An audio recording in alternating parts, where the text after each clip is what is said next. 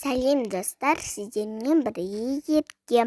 Мен бүгін сіздерге таракандардың қалай бассыз өмір сүретіні туралы айтып беремін. Олай болса, видеоны соңына дейін көріңіздер. Жыбырлақ таракандар бассыз өмір сүреді екен.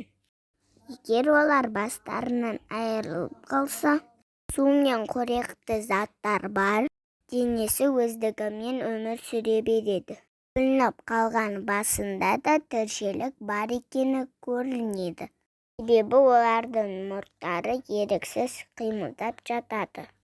Таракандардың ойлау бөліктері басында емес екен. Тек қана таракандарға ішіп-жеу үшін қажет. Олар топтасып өмір сүреді екен.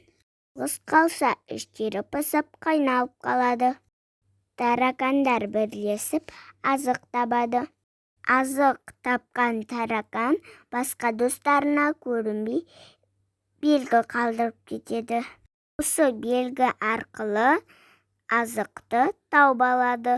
Таракандар тамақ таңдамай бәрін жібереді екен. Олар тек тамақ қалдықтарын ғана емес, матаның, қағаздың қиындырын, сонымен қатар сабынды да жібереді екен. Олар өте төзімді жәндіктер қатарына жатады.